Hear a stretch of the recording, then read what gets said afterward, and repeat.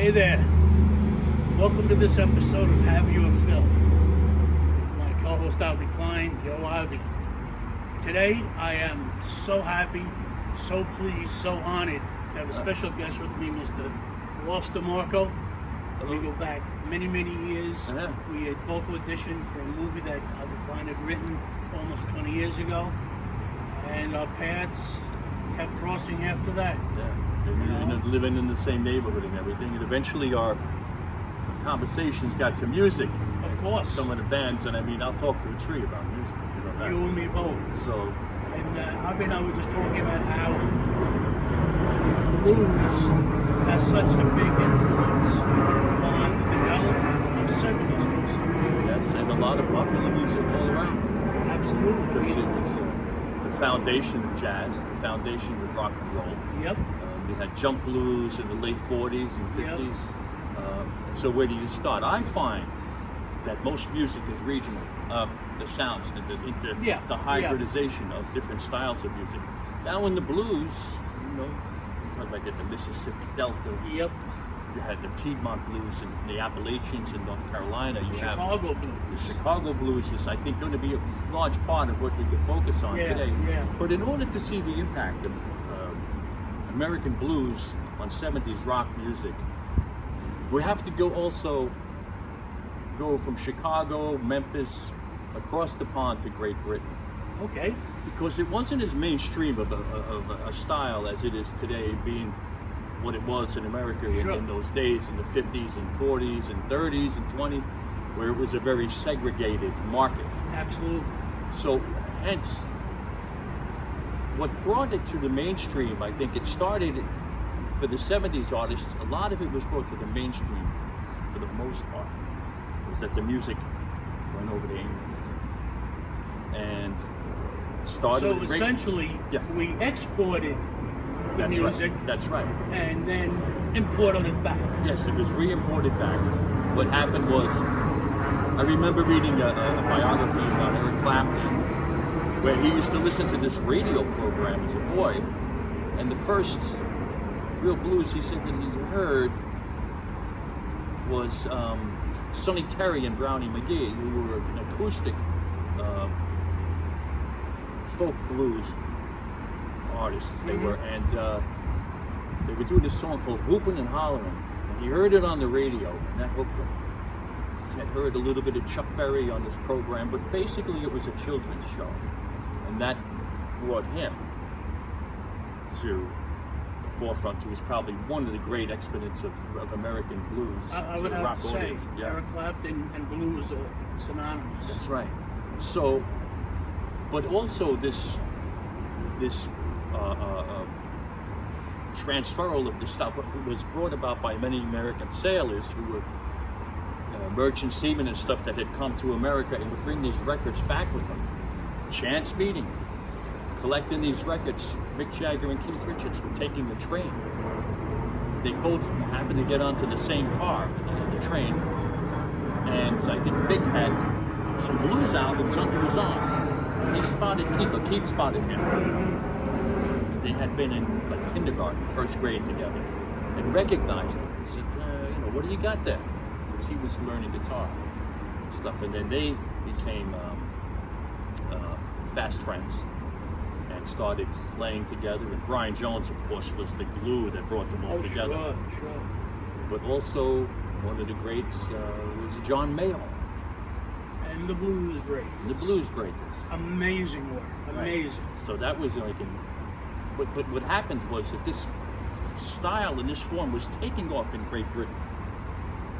In America, the popular music of that time, 62, 61, was gotten watered down, because out of that outgrowth of the blues came rock artists. You had Elvis.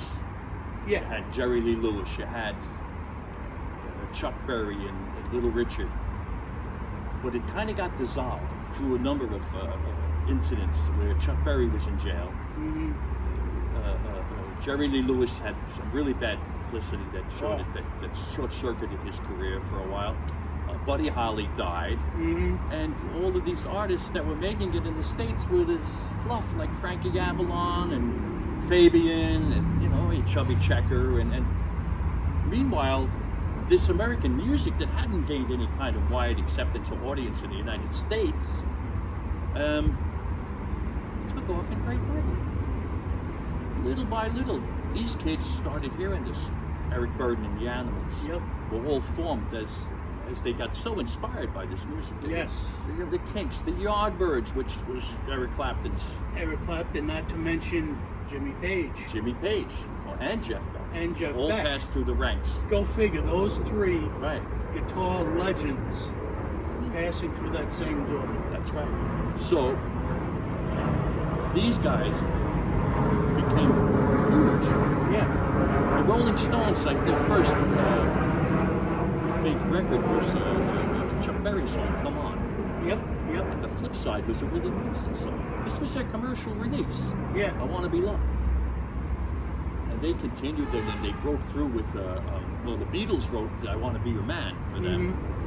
But they transformed it into a blues with Brian on the slide guitar. Yes. Which is a Delta blues form, you know. And they took off. But you had all of this stuff come back to America through the Animals, as I mentioned before, Manfred Mann. Don't forget them, yeah. You know, but as we, you know, progressed through the late 60s into the 70s, that blues foundation became much stronger. Yes. Like, speaking of Jimmy Page, Right. when he formed the New Yardbirds, That's right.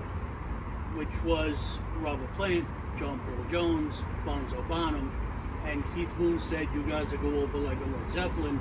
It's Right. there you go. That's their name. Well, if you listen to their first album, Blues, it's all Howlin' Wolf derivative. solid blues. Solid blues, Willie Straight Dixon. It was all there. Yes. That was what was formed in Chicago in the 50s. That's right.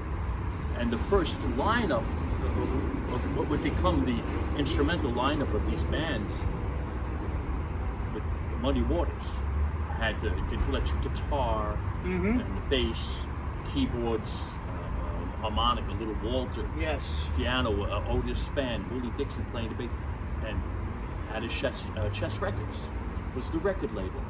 Now Chess, what they did in the early 60s, while we were listening to Itsy Bitsy Teeny Weeny Yellow Polka Dot Bikini, Chess formed a tour through Great Britain in the 60s, in the early and mid-60s, which featured Sonny Boy Williamson, harmonica player, featured Glenn Little Walter, had Willie Dixon, Muddy Waters, and Sister Rosetta Tharpe was one of them, a phenomenal guitar player.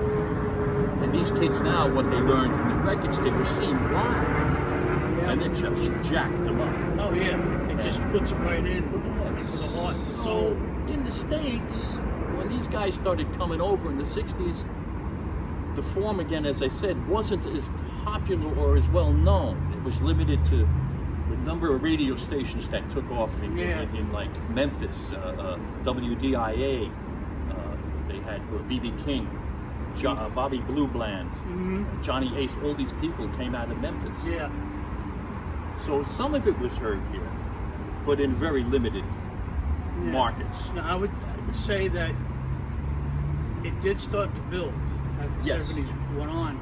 It became apparent that blues was where you had to be. Yeah. And you had, like I said, Led Zeppelin was very blues. Even Black Sabbath, Yes. the godfathers of heavy metal, Yes. their music had a definite blues base to it.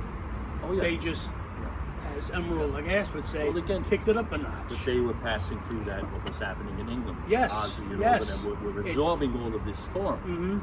And they took that and brought it here. And what happened in turn was that it helped to bring a wider audience to the likes of Muddy Waters and B.B. King, and who weren't household names at all by any stretch of it. John Lee Hooker, Jimmy Reed, Rolling Stones. You look at their first album, they're covering Slim Harpo, Willie Dixon, you know, and So they had absorbed it. Yeah. There's a track on the second Rolling Stones album, and Rolling Stones Now, I believe it was, maybe their third album, but that being the case, there's a song, Down the Road a Piece. Oh yeah. And that just showed how much they had absorbed in a relatively short period of time. Yeah. The American blues and could do an authentic, if you want to say a facsimile, you know, of what was happening in the blues and the black Absolutely. community. But back on these shores. Back on these shores, you had Leonard Skinner. You had who came in a little bit in the 70s, a little bit later in the 70s. The early 70s, late 60s, you had the Allman Brothers. Took the words out of my mouth, my brother. The Allman Brothers were astounding. You had Dwayne Allman, who was maybe one of the most proficient slide guitarists of all time. Yes. And the entire band together, double drummers, excellent bass, Dickie Betts on guitar also, lead guitar. You had Greg Allman on the Hammond B3 organ and his soulful vocals. Yes. It was just a great combination. Of course, unfortunately, we lost Dwayne. Very early on, too. Yeah, before he could really show us what he had.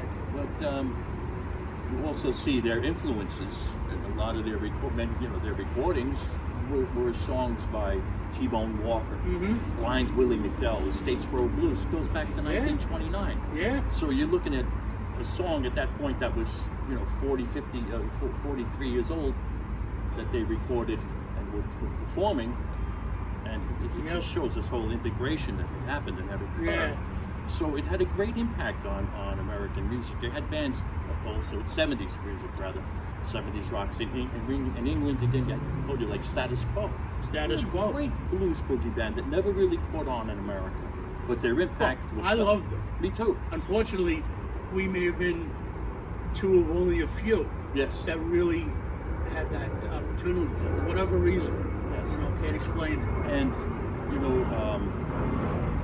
it continued on, and unfortunately, I think what happened, it short-circuited it into the 70s for a while. And oddly enough, what kept it alive, what short-circuited was the rise of disco music.